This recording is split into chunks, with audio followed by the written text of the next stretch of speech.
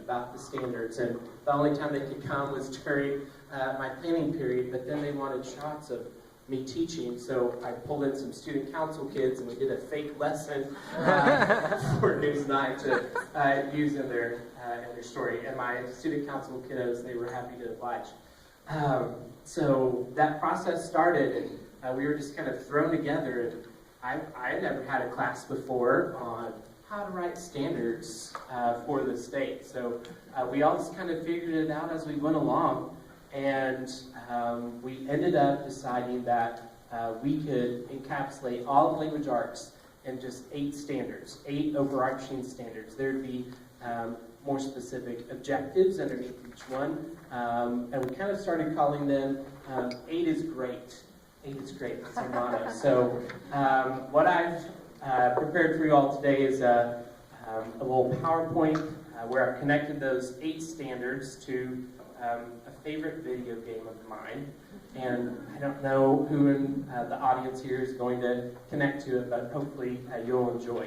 And while I love presenting for OWP, speaking to a group like this, I'm still figuring that out. So I have my little speech on an iPad, so if you'll indulge me, I'm just going to mainly read, but I'll move the slide along as we go.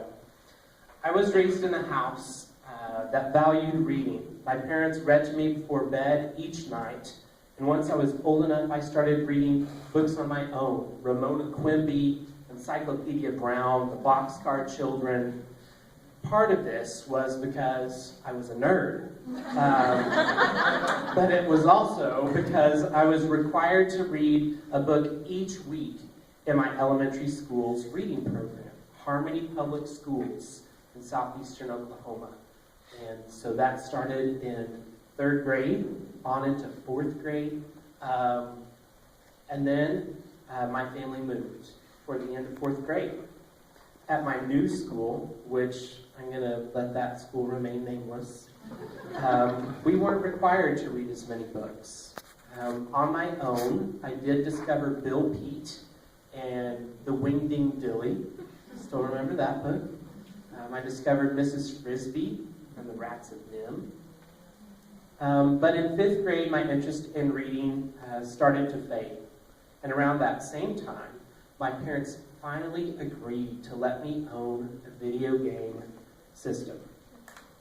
I started with the original Game Boy, the gray brick-like portable device from Nintendo. And my very first game was the 4th one in an adventure series called The Legend of Zelda. In this game, Link's Awakening, the hero main character washes up on the shores of an island after his ship wrecks in a storm. The ultimate goal is to leave the island and return home, but how to do that is not immediately clear. I know I'm supposed to be talking about the new Oklahoma academic standards and English language arts, but I wanted to connect them to this video game in particular. In this game, the hero conquers 8 different dungeons, just like there are 8 different overarching standards for English language arts. And I'm going to give Josh credit for this meme that's over my shoulder right now. The first standard is speaking and listening. Students will speak and listen effectively in a variety of situations, including but not limited to responses to reading and writing. As a standards writing committee, placing this standard at the very beginning made sense because these skills are so foundational to English language arts. Students come to us knowing already how to speak and listen, and all other language arts skills are built upon them.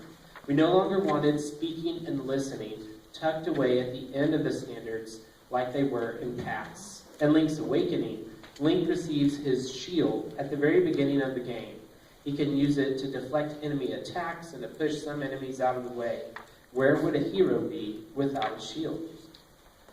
The second standard is reading foundations and reading and writing process. Students will develop foundational skills for future reading success by working with sounds, letters, and text, as well as students will use a variety of recursive reading and writing processes.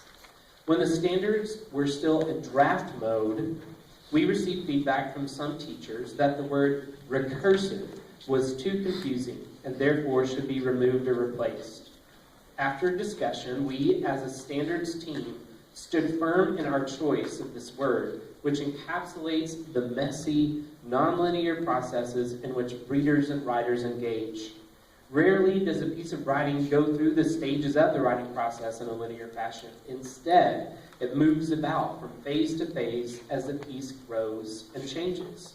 The method isn't cyclical either, because what works for one student works differently for another. Real reading and writing can be unpredictable, and the word recursive shows that.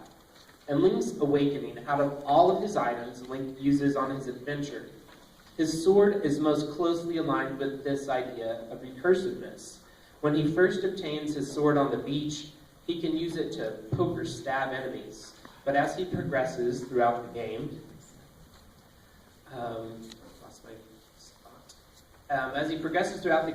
he discovers new ways to use the sword. He can charge it up to perform a spin attack, and if he wears the Pegasus boots, he can run with his sword outstretched to mow down enemies and obstacles.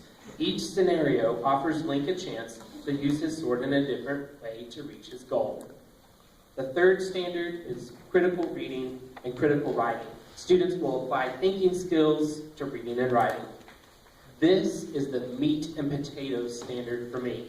As a high school English teacher for almost a decade, I have spent numerous hours with students on analyzing literature and crafting different kinds of essays. And Link's Awakening, an almost too perfect item exists for comparison: the magnifying glass, which allows Link to see things more closely. The path Link takes to obtain the magnifying glass is an exercise in critical thinking itself. It is an infamous trading sequence from the video game series in which the hero meets various characters who want different items. It starts out easily enough with a child who wants a Yoshi doll, but later on, when a hungry man in the mountains wants food, it's hard to know where to find what he calls his favorite victuals. Victuals leads me to standard 4, vocabulary. Students will expand their working vocabularies to effectively communicate and understand texts. I view vocabulary as little building blocks of knowledge, Legos of learning. Students need to know words to read and write, to read well and to write well. In Link's Awakening, heavy lifting is only possible through an item called the Power Bracelet. Heavy pots that once blocked Link's path can easily be lifted when he wears this bracelet. Students can pick up words from the books they read, just as Link can pick up items in the dungeons he explores. The fifth standard, language, says students will apply knowledge of grammar and rhetorical style to reading and writing. You can't have a set of English language arts standards without addressing grammar, but my years with the Oklahoma Writing Project have showed me that good writing is much more than knowing correct subjunctive verb tense. Moreover, since every standard has a reading and writing strand, rhetorical analysis through the lens of language and grammar is given as much weight as knowing the parts of speech.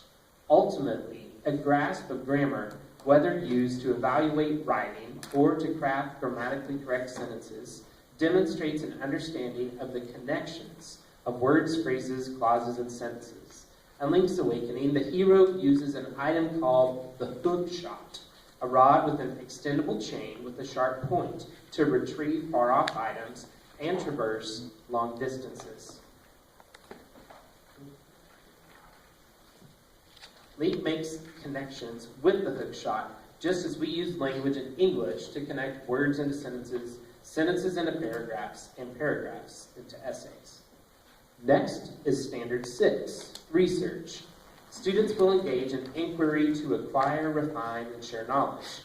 Though it is easy to find information these days, our students still need help learning how to find accurate information from reliable sources and how to weave that information into a piece of writing.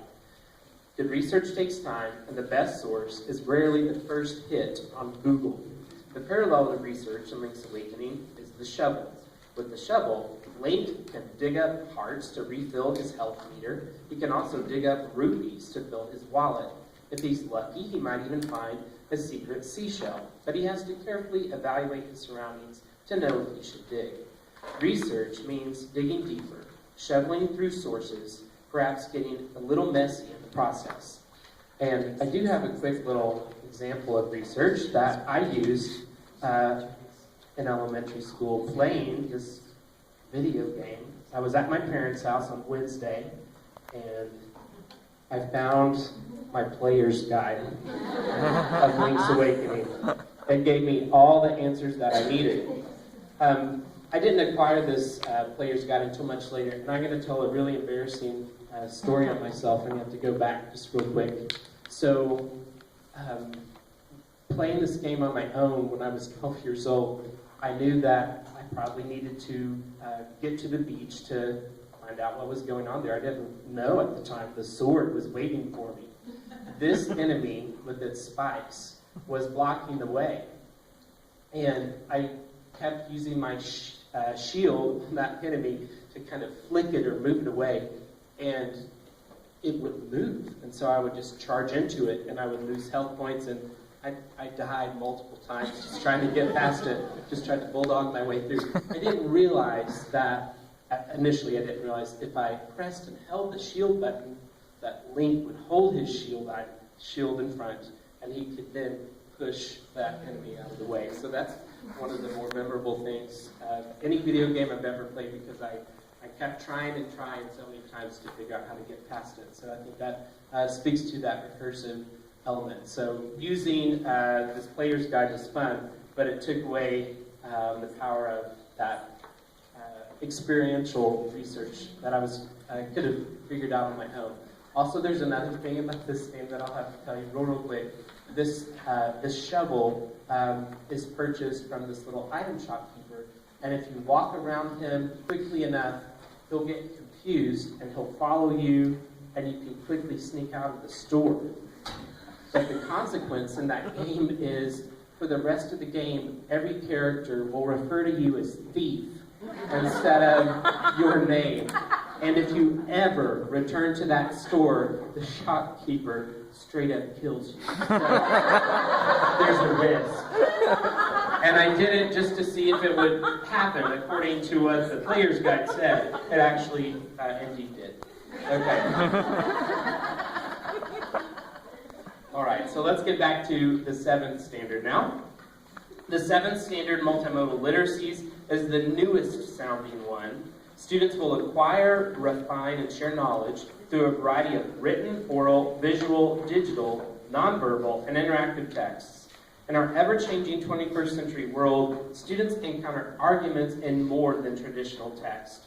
I once asked my students to create an infographic in conjunction with their argument essay. One student, who had written about America's high rate of incarceration, turned the American flag on its side to represent prison bars. This is just one example of a multimodal literacy at work. Multimodal literacies acknowledge that knowledge can be understood and shared in a variety of forms. In Link's Awakening, the hero's go-to weapon is his sword, but he also uses bombs, a bow and arrow, and an instrument called an ocarina. Sometimes one weapon is more effective than another. Sometimes a pie chart is more effective than a mere sentence. It will be our job as teachers to help our students determine when and how to use multimodal literacies effectively. And a quick story about the image on the screen. This is Link playing his ocarina to this very powerful rooster who had passed away. But with his special ocarina song, the rooster comes back to life, and then Link can hitch a ride and traverse distances that he can't even reach with the hook shot. So that's what that one is all about. It's no secret that the 8th standard is my favorite: independent reading and independent writing. Students will read and write for a variety of purposes, including but not limited to academic and personal, for extended periods of time. As teachers, we should want the best for our students. We should teach ourselves out of a job. What I mean by that is students should leave our classes growing ever closer to the goal of being independent readers and writers. Students need to enjoy reading and writing during our classes so that they will continue to do so outside of our classes. For me, that has meant giving my students choice in what they read and class time in which to read. I start each of my 50-minute classes with 10 minutes of reading time. My students quickly learn that this is part of our routine. The corresponding item in Link's Awakening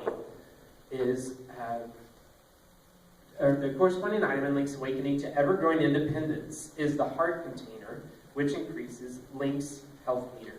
Link gets a brand new container after defeating a boss or after he builds a new heart container with 4 pieces scattered throughout the island. With more heart containers, Link can take on stronger bosses and more difficult challenges. In the same way, our students can read longer and more challenging texts and write deeper and more complex texts as they grow in independence. My video game extended metaphor is almost over, but we still have 2 more connections to make. I have compared 8 of Link's items to the 8 English language arts standards. But who is Link in this scenario? He represents each one of our students on the quest of literacy. Some students might get lost in a dungeon or 2. They might ignore a side quest that would ultimately improve their experience of the game. Some will need more time than others to complete a puzzle. But they are all on a quest to improve their literacy. We teachers are tasked with monitoring our students' skills as readers and writers, how they are meeting the standards. In this way, we are the players of the video game. We take in information and data and make decisions on what lessons and interventions and assignments and tests our students need in order to progress. And this is where my metaphor breaks down. Unlike Link's Awakening, we aren't dealing with a pixelated hero. We have real girls and boys, real young ladies and young men, 25, 30, 35 per classroom, looking to us teachers for guidance. Our students have names and wants and hurts and strengths and weaknesses, and we teachers have books and pencils and paper and stories, and now we have new standards. In August, you get to start the recursive process of teaching again. In our state's current climate, maybe you teachers can be the heroes too.